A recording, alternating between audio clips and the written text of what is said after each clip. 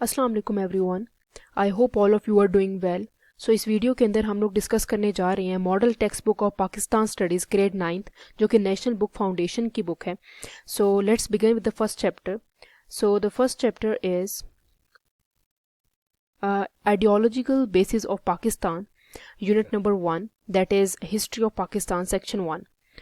सो सबसे पहले हम स्टार्ट करते हैं आइडियोलॉजी से। मैं एक एक पैराग्राफ को रीड करूंगी और फिर आप लोगों को उसकी एक्सप्लेनेशन दूंगी। Ideology, the word ideology means the science of ideas. An idea is a basic concept on which a system is built are its ideology. Ideology अगर सिंपल वर्ड में देखें तो वो होती है बहुत सारे जो नज़रियात होते हैं, ठीक है, आइडियोलॉजीज़ होती हैं, ठीक है, और वो कोई सिस्टम होता है जिसके ऊपर एक आइडियोलॉजी बिल्ड करती है। कोई ऐसा एक काम होता है या कोई ऐसी चीज़ होती है या कोई एटीट्यूड्स होते हैं या कोई भी बिलीव्स होते हैं जिसके ऊपर एक आइडियोलॉजी बिल्ड होती है। Ideology is the set of views, values and goals of group और कंट्री। आइडियोलॉजी वो होती है जो कि बेसिकली व्यूज होते हैं, कोई नज़रिया होता है, कोई इकदार होते हैं, कोई आपके गोल्स, एम्स हैं किसी भी कंट्री या किसी ग्रुप के, उसको हम आइडियोलॉजी कहते हैं। It is deeply embedded in people sense of right and wrong. ये लोगों की सीधी या सही या ख़राब सोच के अंदर भी होता है, ठीक है। It is a set of idea, framework for action and a set of rules that give life order and meaning of human action. तो बेसिकली इंसान की ज़िंदगी को एक ऑर्डर देता है, अरेंजमेंट देता है, ठीक है, जिसके थ्रू इंसान जो है वो जो भी करता है वो आइडियोलॉजी के थ्रू करता है।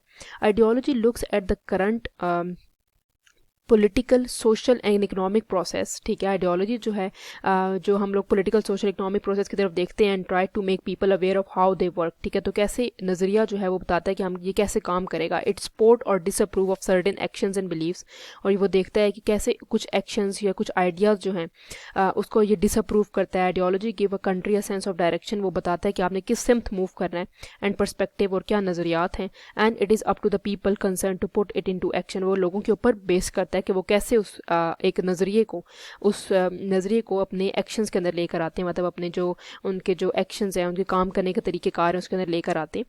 A country ideology reflects the mental state of citizen and their feelings, dreams and aspiration, ideals, goals and ongoing desire to achieve those goals। तो बेसिकली किसी भी कंट्री का जो नज़रिया होता है वो बताता है कि उसके जो माशरे के लोग हैं वो कैसे क्या फील करते हैं, उनके क्या एहसास हैं, उनके क्या गोल्स हैं, कुछ एम्स हैं, उनकी क्या डिज़ायर्स हैं, वो जो अचीव करना चाहते हैं। Any ideologies value is based on how committed its adherent are to it. तो कैसे ये बताता है कि कोई भी नज़रियात होते हैं वो बताते हैं कि कैसे जो वहाँ के लोग हैं वो उससे कितना ज़्यादा स्टिक हैं, कितना ज़्यादा जुड़े हुए हैं, ठीक है।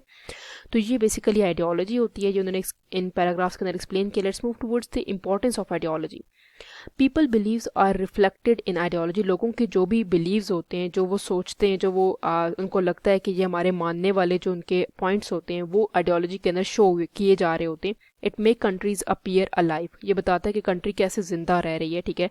The national rights and obligation of people are explain through ideology, लोग जो उनके राइट्स हैं, उनकी जो ऑब्लिगेशन है, जो वो नहीं मानते, वो सब हमें आइडियोलॉजी के थ्रू पता चलती है। Ideology aid in maintaining national cohesion, तो बेसिकली आइडियोलॉजी हमें हेल्प करती है कि कैसे आपने नेशनल जो चीज़ें हैं उनको इकट्ठे लेकर चलना है। आइडियोलॉजी मतलब नज़रिया give people to the strength to overcome all kind of obstacle in order to accomplish their goal, और तमाम तर रुकावटों को वो तोड़ देती है कि कैसे आपने गोल्स को अचीव करना है, अपने जो मकासद हैं उनको अचीव करना है। Ideology foster a spirit of resistance to achieve the goal and guarantee their accomplishment, और बताती है कि आपने कैसे गोल्स को अचीव करता है और कैसे आपको गारंटी देती है कि आप अकम्पलिशमेंट ले सकते हैं, आप अपनी सक्सेसफुल हो सकते हैं। Some time ideology cause revolution, इनकलाब ले आती है नज़रियात, and new approaches result from it, और कुछ न्यू चीज़ें जो होती हैं वो भी इसके अंदर से निकलती हैं, ठीक है। Let's move toward the ideology of Pakistan. Pakistan's ideology referred to the establishment of a separate state in which Muslims of the subcontinent can preserve Islamic values and ideals in accordance with the Quranic Sunnah and conduct their lives in accordance with the wonderful principle of Islam. It is the ideological foundation upon which the Muslim of subcontinent fought for their identity, rights, separate country and national welfare. तो basically Pakistan की ideology क्या है कि हमें एक अलग से मुल्क चाहिए जहाँ पर हम अपनी जो ज़िंदगी है उनको इस्लामिक आइडियल्स के अकॉर्डिंग गुजारें, ठीक है, और जहाँ पर हमारी एक अपनी अलग शनाख्त हो, ठीक है, और अपनी कंट्री हो, ठीक है, जो हम अपने तरीके से गुजारें ज़िंदगी उधर। पाकिस्तान's existence is dependent on the ideology that gave rise to it. To the Muslim of the subcontinent founded Pakistan on the same idea, and this ideology is capable of keeping it strong and stable. Pakistan was founded primarily to put Islamic teaching into practice. So basically Pakistan जो है वो सिर्फ इसीलिए बना था कि जितने भी इस्लाम के जो आइडियल्स हैं, आइडियोलॉजीज़ हैं, उनको हम लोग प्रैक्टिस में लेकर आ सकें, उसको हम लोग रोज़मर्रा की ज़िंदगी में अप्लाई कर सकें।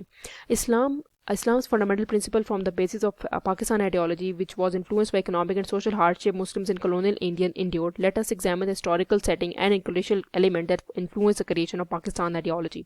तो ये हेल्प करता है कि कैसे मुसलमानों ने मुश्किलात और मुश्किल वक्त देखा है कॉलोनियल टाइम पीरियड में, जब ब्रिटिशर्स आ गए थे इंडिया के अंदर, सब कॉन्टिनेंट के अंदर, ठीक है, और तब मुसलमान सोशल और इकोनॉमिक हार्डशिप्स को कैसे फेस करते हैं. The situation of Muslim after the war of independence, तो मुसलमानों की क्या कंडीशन थी after the war of independence के वक्त. From the mid 18th century until 1947 तक the Indian subcontinent was subject to British colonial control. मैंने पहले बताया कि जितने भी ब्रिटिशर्स थे, अंग्रेज थे, वो आकर हुक्मरानी करने लग जाते हैं. मुस्लिम्स एक्सपीरियंस न्यूमेरियस हर्डल, बहुत सारी मुश्किलात देखते हैं, disadvantages as a religious minority, क्योंकि वो बहुत कमज़ोर होते हैं उस टाइम पे रिलीजन के तौर पर भी. ड्यूरिंग ब्रिटिश रूल, अंग्रेज़ों के तौर पर economic political and social differences were amongst them, ठीक है, और इस वक्त ये सारे डिफरेंसेस भी हैं जो सोशल हैं, माशरी है, माशरती तौर पर, वो सब हमारे साथ नज़र आ रहे होते हैं. इकोनॉमिक डिस्पैरिटीज़ क्या होती हैं? Common economic goals are also the source of country's philosophy. The Muslim of the subcontinent had a deterioration in their economic status, notably after 1857. Following the War of Independence in 1857, the British were convinced that Muslims were the main reason for the war, that they might try it again in the future. ठीक है, मुसलमानों, उनको Britishers को लगता था कि मुसलमान जो हैं वो रिस्पॉन्सिबल थे 1857 की जो जंग हुई थी उसके अंदर, ठीक है, और उनको लगता था कि दोबारा भी हो सकती है. As a result the British were hostile towards Muslim, और जो जितने भी अंग्रेज़ थे वो बहुत ज़्यादा दुश्मनी शो कर रहे थे किसकी तरफ? मुसलमानों की तरफ. Who continue to be economically oppress and disregarded, ठीक है, जो कि पहले ही इतना ज़्यादा ऑप्रेस हो चुके थे, उनको कोई पहचान नहीं थी. Land ownership a critical economic source transfer into the hand of britisher, जितनी भी जो ज़मीनें थी वो ब्रिटिशर्स को दे दी गई. एंड हिंदू एलिट्स, और जितने भी अमीर हिंदू थे उनको. लिविंग मैनी मुस्लिम लैंडलेस, मुसलमानों के पास कोई भी रहने की कोई जगह नहीं थी, कोई एरिया नहीं था. इकोनॉमिकली डिप्राइव्ड, और उनके पास कोई पैसे भी नहीं थे, ठीक है. For all this reason Muslim commercial and trade opportunity shrank, और वो ख़त्म हो गई. जितनी भी अपॉर्चुनिटीज थी हमारे पास दरामदात की या कमर्शलाइजेशन की, वो सब खत्म हो गई. Yet they did not renounce there ideology, और अपनी जो नज़रियात थे वो दोबारा से उसको एक्टिव नहीं कर सके. Here are some example of economic inequality that Muslim fair. कुछ ऐसे एग्जाम्पल्स हैं जिससे पता चलता है कि मुसलमानों ने क्या क्या फेस किया. Land ownership was a critical economic resource in colonial India. However, Muslims experience considerable disparities in land ownership, particularly in places with a predominantly agricultural economy. Many Muslims were landless laborers, with Hindus or British landlords holding the majority of land. Land ownership disparity resulted in economic inequality. तो basically land ownership जितनी भी थी वो किसके पास थी? Britishers के पास. फिर मुसलमान जो थे वो मुश्किलात का शिकार थे. Another important element influencing economic prospect was education. During the colonial period, Muslims, particularly those in rural areas, had restricted access to contemporary education. Their inability to compete for skilled occupation and access economic prospect was hampered by the lack of education, exacerbating economic inequities. exacerbating मतलब increase कर रही थी. मुसलमानों के पास education नहीं थी जिसकी वजह से उनको कोई अच्छी जॉब्स भी वगैरह नहीं मिल सकती थी. Discrimination in the work place was persuasive in British India. Many Muslim encountered difficulties in getting government or British controlled occupation. Their economic mobility was hampered by discriminatory employment practices and lack of representation in administrative and economic institutions. Obviously मुसलमानों के पास ज़्यादा एक बेहतर तालीम नहीं थी, इसलिए उनके पास स्किल्स भी नहीं थी, और उनके साथ डिस्क्रिमिनेशन होती थी किस जगह पे? वर्क प्लेस पे. Communal tension and rioting between Hindus and Muslims interrupted economic activity. During such riots, Muslims typically suffered disproportionality, with their houses, business and livelihood being targeted, resulting in economic losses. जितनी भी communities थी मुसलमानों, हिंदुओं की और Britishers के दरमियान में, तो उनके दरमियान में इकोनॉमिक डिस्पैरिटीज़ बहुत ज़्यादा थी, डिफरेंसेस थे, जिसकी वजह से उनको हाथ धोना पड़ा मुसलमानों को अपने बिजनेस से, हाउसेज से, अपने घरों से, और इकोनॉमिक लॉस की तरफ ये वजह बनी.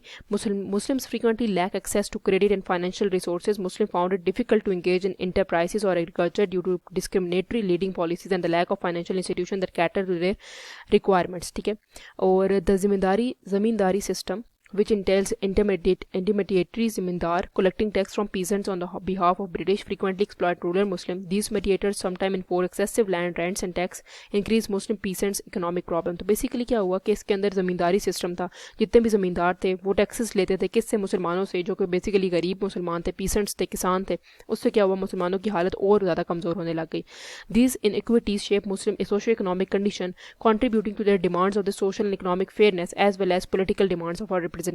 इस ये चीज़ किस तरफ लेकर मुसलमानों को, कि मुसलमानों को एक अलग अपनी शनाख्त चाहिए जिसमें मुसलमानों की पॉलिटिकल रिप्रेजेंटेशन भी हो, सोशल भी हो. ठीक है, सोशल एंड पॉलिटिकल डिसएम्पावरमेंट. कैसे मुसलमानों को सोशली और पॉलिटिकली, माशी तौर पर माशरती तौर पर और हमारे पास सियासी तौर पर डिसम्पावरमेंट को शो किया जाएगा। The British advocate divide and rule tactics, ठीक है, डिवाइड एंड रूल टैक्टिक्स उनका था कि डिवाइड कर दिया जाए, ठीक है, taking advantage of religious differences with in Indian society. और किसका उन्होंने फ़ायदा उठाया? इंडिया रिलीजियस डिफरेंसेस से, जिस तरह मुसलमान और हिंदुओं का अलग अलग रिलीजन था।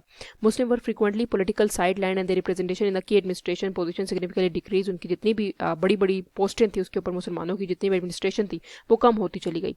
सम example of typical political marginalized of Muslim during the British, कुछ मिसालें यहाँ पर मौजूद हैं, जैसे कि the colonial administration and other communities disregarded और misunderstood Muslim culture, practice and tradition, the exacerbating feeling of cultural isolation and social alienation। ठीक है, जितनी भी कॉलोनियल एडमिनिस्ट्रेशन थी, ठीक है, वो ये बता रहे हैं कि उन्होंने मुसलमानों को हमेशा गलत समझा, उनकी कल्चरल प्रैक्टिस को, जितनी भी उनकी सकाफती प्रैक्टिसेस थी या तहजीब की जो उनकी थी उनको गलत समझा गया। Muslim particularly in religious charges area faced social shame, occasionally communal tension erupted into violence and social exclusion, producing more division and discrimination. जो क्या वजह बनी मुसलमानों के डिवाइड का वजह बनी कि मुसलमानों को हमेशा सोशल शेम से देखा जाता है कि उनका रिलीजन किस किस्म का रिलीजन है। Following their colonisation of the subcontinent, the British instituted a system of education in which the English language was important. The majority of Muslim oppose the new education system, क्योंकि मुसलमानों को अंग्रेजी नहीं आती थी तो Britishers ने introduce करा दिया अंग्रेजी को, जिसके खिलाफ थे मुसलमान।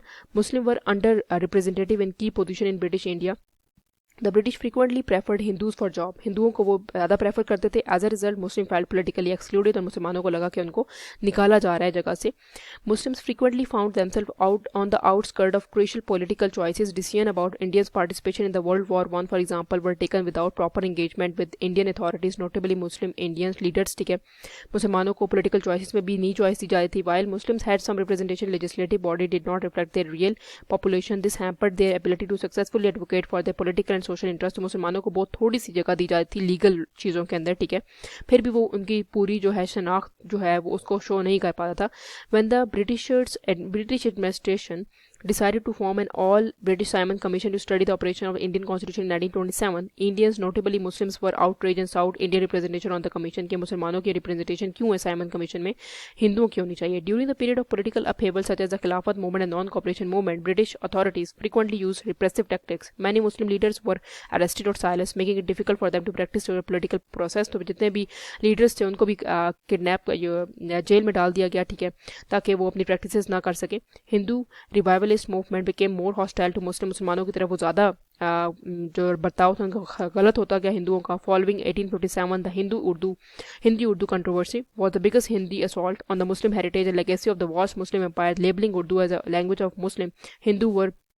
Hindus were prejudiced against it. They demand the replacement of Hindi with Urdu as official language. Hindus' demonstration against Urdu is Banaras in 1867 was the beginning of Urdu-Hindi controversy.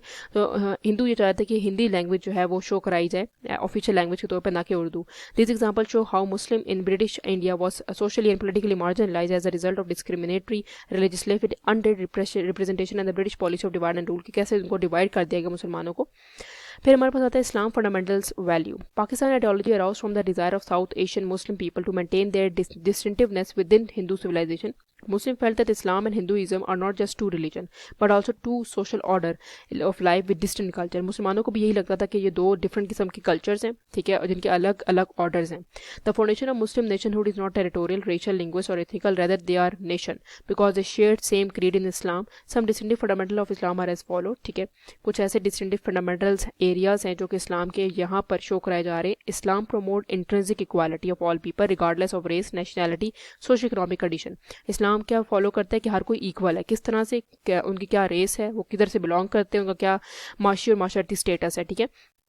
Islam promote social and economic equality, Islam क्या promote करता है, social और economic equality, माशी और माशरती की equality. Under colonial rule economic equalities and political marginalization of Muslim और considered as violent of this Islamic principle. ये भी शो कराया जाता है कि मुसलमानों को की वायलेशन हो रही है इस्लाम के अकॉर्डिंगली, ठीक है। Islam promote self determination and Muslim rights to practice rule themselves in accordance with their belief that yearning of self determination was a major driving force behind the demands of distinctive Muslim state. मतलब मुसलमानों की अपनी कोई हैसियत होनी चाहिए, individualisation होनी चाहिए, क्योंकि अपना कोई इंसानियत है, ठीक है, अपनी एक रूह है जिसके थ्रू वो प्रैक्टिस कर सकते हैं अपना रिलीजन, ठीक है। पाकिस्तान आइडियोलॉजी एंड कायदे आज़म जो है वो इसके अंदर देखते हैं कि आइडियोलॉजी क्या थी। So the ability of the leader to guide the nation is crucial for the success of any ideology कि कोई भी लीडर उसके लिए बहुत मुश्किल होता है कि वो अपनी कौम को ये बताए कि असल में नज़रिया है क्या, ठीक है, और उसको कैसे सक्सेसफुल बनाया जा सकता है, कैसे कामयाब हो सकते हैं आप इसके अंदर। The characteristic of knowledge, consciousness, mobilisation, direction and defence against enemies और all infuse into good leadership. ये गुड लीडरशिप की क्वालिटीज़ हैं कि वो कैसे नेशन को मोबिलाइज करती है और कैसे उस तरफ लेकर जाती है कि आपने एक नज़रिया जो है उसको कैसे फुलफिल करना है। The Muslims are fortunate to have a good leadership and the most important leader was Quaid Azam Mohammad Ali Jinnah, कि मुसलमानों की किस्मत बहुत अच्छी थी कि उनको कायद आज़म मोहम्मद अली जिन्ना जैसे लीडर्स मिले।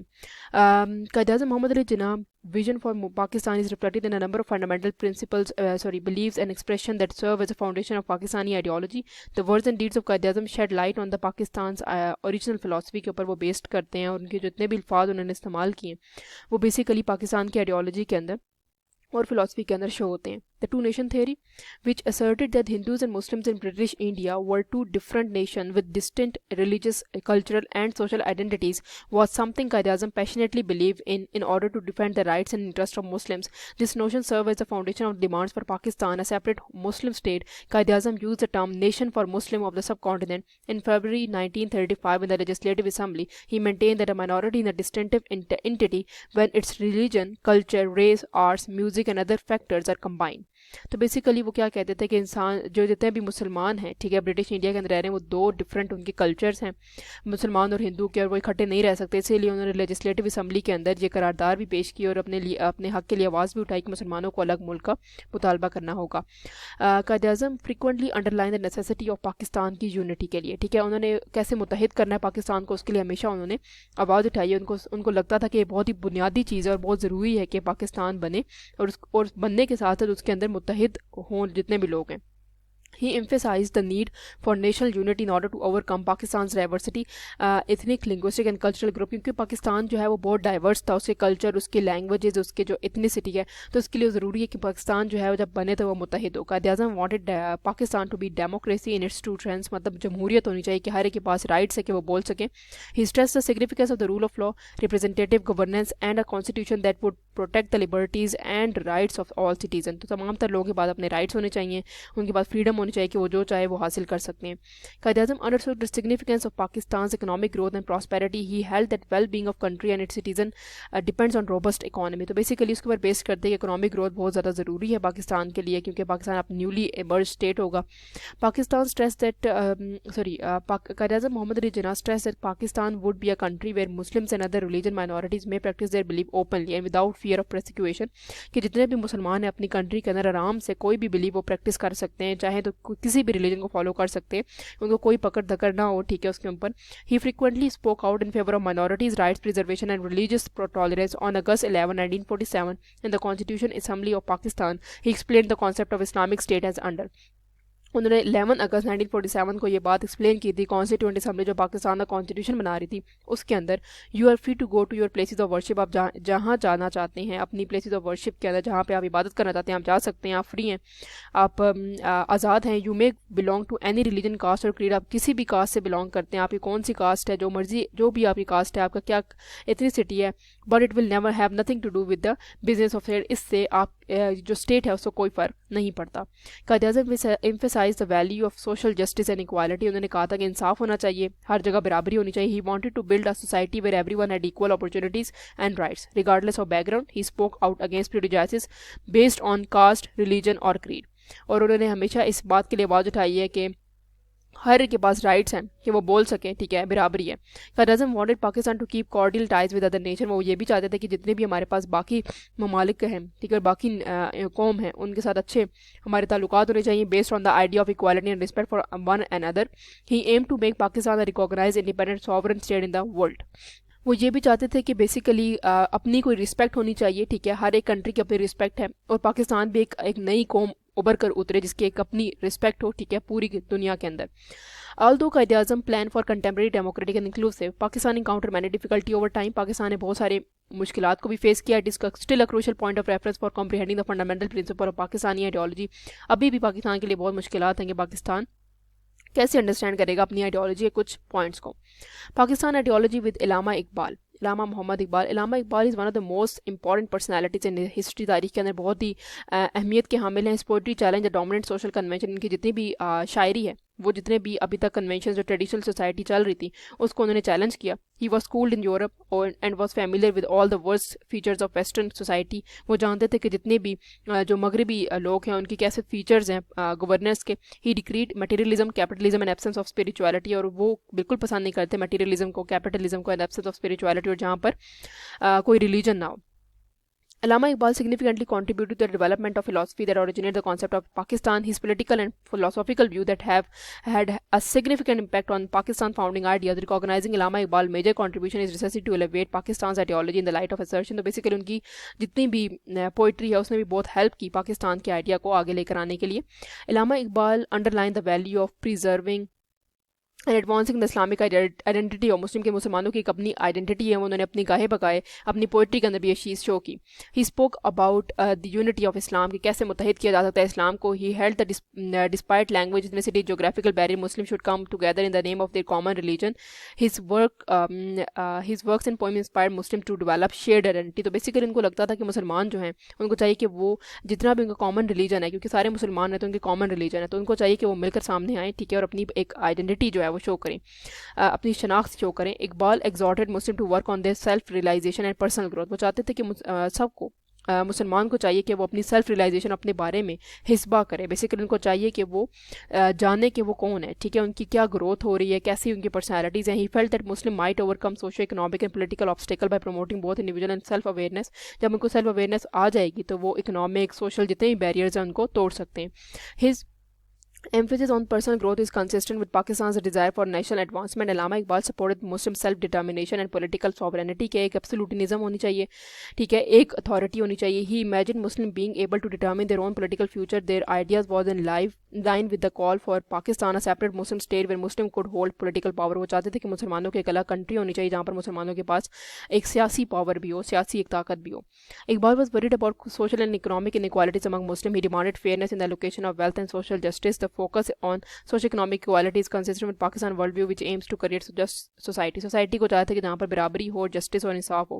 Allama Iqbal championed the idea of ijtihad which calls on Muslim to use independent thinking to reinterpret Islamic teaching in light of modernity. This view is in the line with the notion that Pakistan ought to be a dynamic developing nation that can adjust to changing condition. तो basically वो ये जानते थे कि इज्तिहाद जो है basically होता है फतवा, ठीक है, इसके अंदर क्या होता है, कोई चीज़ जो इस्लाम के अंदर ना डिस्कस की गई हो वो अपने आइडियाज़ के थ्रू आप कुरान और सुन्ना को देखते हुए आप एक फतवा लगाते हो, ठीक है, जिसके लिए वो कहते हैं कि मुसलमानों को चाहिए कि वो ये एक कॉन्सेप्ट भी लेकर आएँ, ठीक है, अपनी सेल्फ अवेयरनेस के जानते हुए वो एक ये चीज़ भी लेकर आएँ। जिस तरह डेवलपिंग नेशन जिस तरह चेंज हो जाती है कंडीशन के साथ साथ, जिस तरह हमारे पास कुछ ऐसी चीज़ें होती जो कुरान सुन्ना के अंदर मेंशन नहीं होती, ठीक है, वैसे तो हर चीज़ मेंशन है बट क्लियरली मेंशन नहीं होती, तो उसके लिए आपको इज्तिहाद करना पड़ता है, फतवा लगाना पड़ता है, लेकिन उसके लिए बहुत ज़्यादा स्ट्रगल करनी पड़ती है, बहुत ज़्यादा रिसर्च करनी पड़ती है, और कोई न्यू इशू आता है, कंटेम्प्रेरी कोई चैलेंजेस आते हैं तो उसके ऊपर आप फतवा लगाते हो, ठीक है।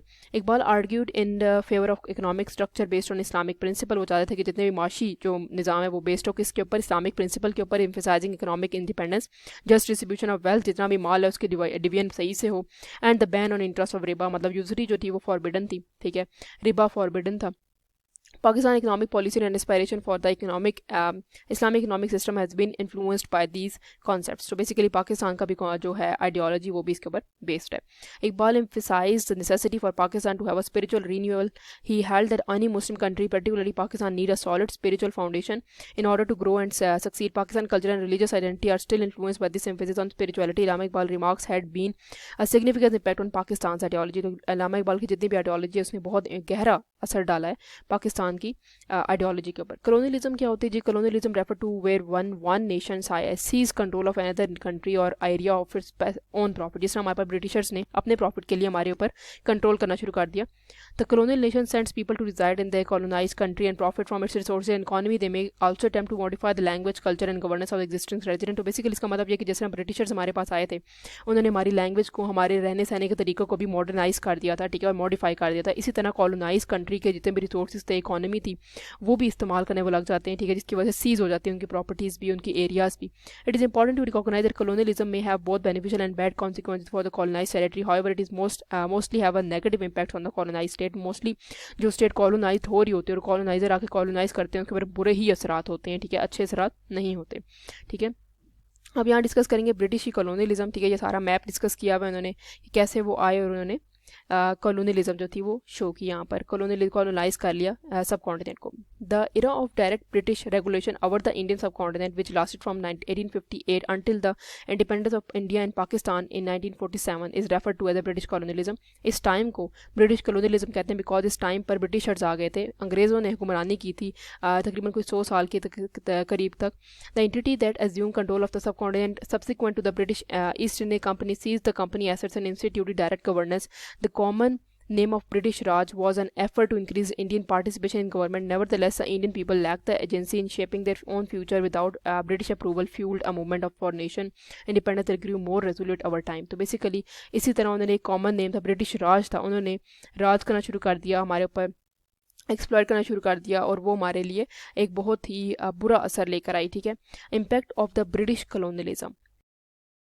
सो जो इम्पैक्ट है ब्रिटिश कॉलोनियलिज्म के वो कुछ इस तरह से हैं कि इकोनॉमी के ऊपर क्या इम्पैक्ट हुआ. British colonial rule had a varied impact on economy of subcontinent. The British empire introduce modern transportation and communication system, establish large scale industrial infrastructure and develop new markets, और new markets को भी establish किया उन्होंने. However the economic policy were primary design to the benefit British empire. तो basically उनकी जितनी भी policies थी और जितनी भी फिनिश प्रोडक्ट्स थी, रॉ मटेरियल वो लेते थे सब कॉन्टिनेंट से, और फ़ायदा किसको हो रहा था, ब्रिटिश राज को. ठीक है, ब्रिटिश रूल को. Social structure. The British colonial rule had far-reaching social effect. They introduced English as a language of colonial administration, higher education and law.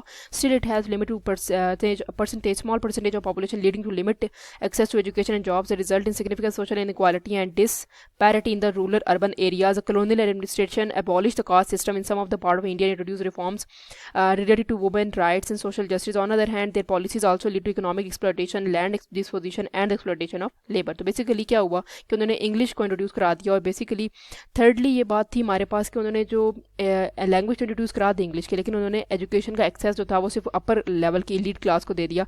जो लोअर लेवल के लोग थे उनको ना सही से इंग्लिश नहीं आती थी और वो इंग्लिश बोल ही नहीं सकते थे, जिसकी वजह से इकोनॉमिक और सोशल डिस्पैरिटी और इनइक्वालिटी लेकर आ रही थी. Political system. थर्ड इम्पैक्ट था the British colonial rule had significant impact on the political structure. Their primary goal was to exploit the resource of India for the benefit which led to the unequal political social economic policies. Introduce the doctrine of divide and rule, मतलब इसको तोड़ दो, divide कर दो, टुकड़े टुकड़े कर दो और फिर उसके बाद रूल करो. Which aim to create division within the Indian population, thus making the empire strong. The British also segregate Hindus and Muslim. ठीक है, पहले मुसलमान 100 साल तक इकट्ठे रह रहे थे, ठीक है, उन्होंने सेग्रीगेट कर दिया मुसलमानों को और हिंदुओं को. This led to the creation of Muslim League and other organisation, और बहुत सारी पार्टीज़ बन गई. ठीक है, पहले मुसलमान जो थे वो इकट्ठे रह रहे थे हिंदुओं के साथ, लेकिन आफ्टर द ब्रिटिश राज मुसलमान और हिंदू भी डिवाइड हो गए और उनके दरमियान में भी उन्होंने डिस्पैरिटी ले गए. सर सैयद अहमद खान के बारे में डिस्कस करेंगे. The 19th century, Sir Syed Ahmad Khan was well known Indian Muslim leader, philosopher and educator. He was born in Delhi, India, 1817, and he was passed away in Aligarh, India on March 27, 1898. As a reformer, Sir Syed worked to make a progressive society that could compete with other nations of the world. He was born into the family with a lot of different cultural experiences. However, he was also introduced Western ideas. उन्होंने कुछ मगरबी ideas को भी लेकर आए, which led to the big impact on how he thought. और लोग सोचने लगे कि ये कैसा सोचते हैं. ठीक है, Sir Syed Ahmad Khan set up the scientific society and the Muslim Mohammedan Anglo-Oriental College to help Muslims become more educated and open to the new ideas. ठीक है, he also worked to bring Hindu Muslim together and close the gap between them. The idea of separate Muslim countries and his support for the two nation theory impacted Allama Iqbal and eventually led to the birth of Pakistan. Basically इनकी ideology जो थी थोड़ी सी मगरबी type थी, westernise थी. ये कहते हैं इंग्लिश सीखो. साइंटिफिक सोसाइटी के अंदर इन्होंने साइंटिफिक सोसाइटी जो क्या क्याम हुआ था, जिसके अंदर उन्होंने बताया था कि आप ट्रांसलेशन करें उर्दू से हिंदी, उर्दू से हिंदी और उर्दू से इंग्लिश की तरफ, ताकि इंग्लिश सीखें लोग. ठीक है, significance of role of Sir Syed Ahmad Khan. Sir Syed Ahmad Khan relation with the West and had a big impact on how he thought about progress and education. He know how important Western style schooling was and thought it was important for Muslims to learn new things so that he could keep up there with time. Sir open the Mohammedan Anglo oriental, ये वही बात उन्होंने discuss की है कि school जो था वो उन्होंने ओपन किया था ओरिएंटल कॉलेज ओपन किया था, जिसका पर्पस क्या था कि मुसलमान जो है वो नई नई चीज़ें सीखें और प्रोग्रेसिव सोसाइटी बनाए। जैसे जैसे वक्त के साथ साथ इनोवेशंस हो रही हैं, मुसलमानों को भी चाहिए कि वो इनोवेट हों, ठीक है, उनको भी एक चांस मिलना चाहिए। ससेद wanted Sasid wanted to encourage a spirit of research by engaging people to think scientific and logical way, ठीक है, रैशनल अप्रोच रखें मुसलमान भी हैं जो, और जो बाकी जो कम्युनिटी है उनके पास भी ये अप्रोच होनी चाहिए। He was sure that knowledge and education were the best way to solve the society to solve their problem.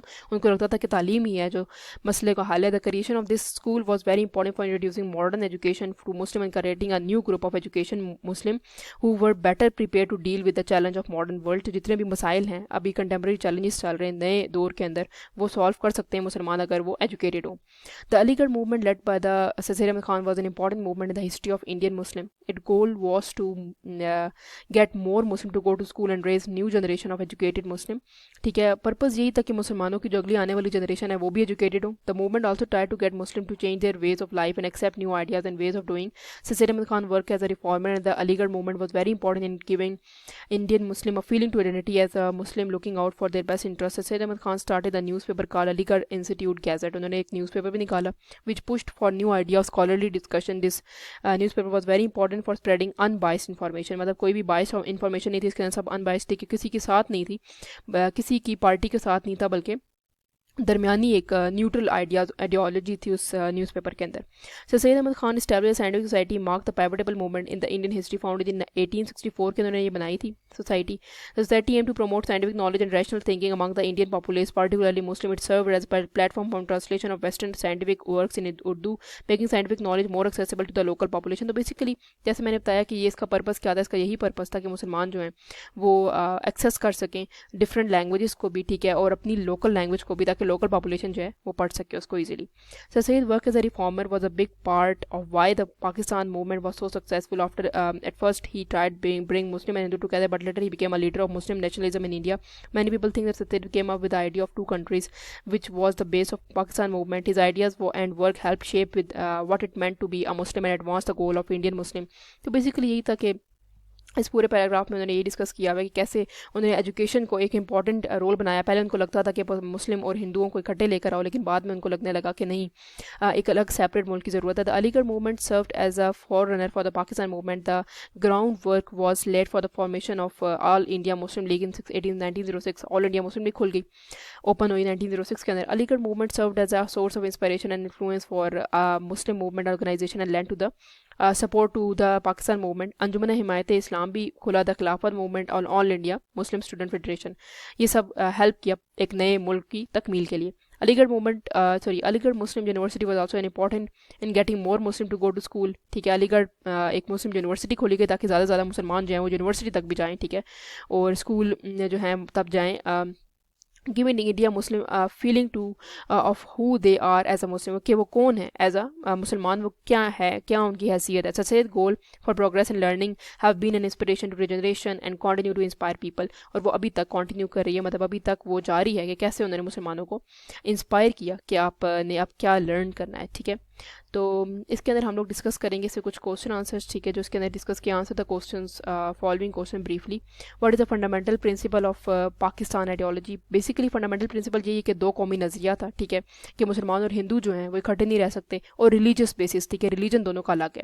How did the ideology of Pakistan influence the country establishment, क्योंकि रिलीजन की basis पर ये influence करता है country के establishment में कि मुसलमानों की अपनी कल्चर है, अपनी आउटलुक है, अपनी आइडियाज़ हैं, बिलीव्स हैं, बिहेवियर्स हैं, तो मुसलमान की एक अपनी रिलीजन है। सबसे बड़ी बात है कि उसके लिए ये हेल्प करता है। How did Allama Iqbal emphasise on individual and self awareness lying with the Pakistan goal for national achievement. उनको लगता था कि अगर मुसलमानों को अपने बारे में पता चल जाएगा कि वो कौन है, ठीक है, अपनी अवेयरनेस होगी, तो ही वो एक नेशनल एडवांसमेंट तक जा सकते हैं, ठीक है। उनके पास सेल्फ अवेयरनेस होनी, इंडिविजुअलाइजेशन होनी बहुत ज़्यादा ज़रूरी है।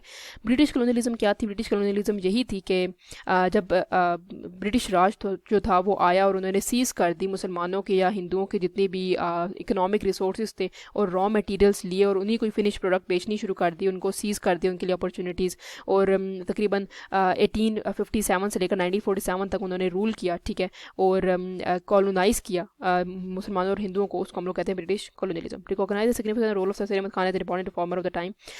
इस तरह से हम इंपॉर्टेंस बता सकते हैं कि उन्होंने एजुकेशन के ऊपर बहुत फोकस किया। वो रिफॉर्मर थे, क्योंकि रिफॉर्मर इन द सेंस के एजुकेटर थे, ठीक है, एजुकेशन उन्होंने दी। उन्होंने कहा कि मॉडर्न एजुकेशन मुसलमानों को लेनी चाहिए ताकि मुसलमान बेहतर तौर पर सामने उभर कर निकले।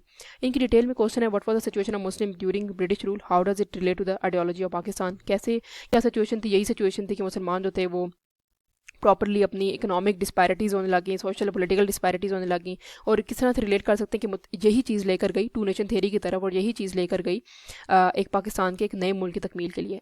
Evaluate Pakistan ideology with reference to the statement of Quaid-e-Azam की यही स्टेटमेंट थी कि मुसलमान जो हैं वो आप लोग फ्री होंगे पाकिस्तान में, ठीक है, आप जो चाहें करना चाहें आप कर सकते हैं, वर्शिप्स की प्लेसेस पर जा सकते हैं, आपका कोई भी कलर, क्लास, क्रीड और रेस है, हमें और या स्टेट को इस चीज़ से कोई फ़र्क नहीं पड़ता। ये कायद-ए-आज़म की स्टेटमेंट भी थी, और साथ में कायद-ए-आज़म जो थे वो भी इक्वालिटी को फॉलो कर देते, सोशल जस्टिस को फॉलो कर देते, जो कि पाकिस्तान की आइडियोलॉजी की तरफ गए। How did the principle of Islam particular the promotion of intrinsic equality and self determination influence the demand for, ये मैंने ऑलरेडी डिस्कस किया कि इस्लाम जो था वो बेसिकली मेजर आइडियोलॉजी थी, इस्लामिक आइडियोलॉजी ही पाकिस्तान की आइडियोलॉजी बनी, तो ये आप अपनी तरफ से इसके अंदर ऐड कर सकते हैं। How did Pakistan British colonialism impact various aspect of life in the Indo पाक कॉन्टिनेंट, ये मैंने बताया कि इकोनॉमी के ऊपर इम्पैक्ट किया, सोशल के ऊपर, पॉलिटिकल के ऊपर, इंसानों की स्पेशली मुसलमानों की अपनी आइडेंटिटी के ऊपर भी इम्पैक्ट किया ब्रिटिश कॉलोनियलिज्म की ने, जिसकी वजह से मुसलमान जो थे वो डिवाइड हो गए हिंदुओं के साथ, ठीक है, और उन्होंने डिवाइड एंड रूल का कॉन्सेप्ट फॉलो किया, जिसकी वजह से पाकिस्तान की जो आइडियोलॉजी थी वो मजीद आगे सामने उभर कर निकली।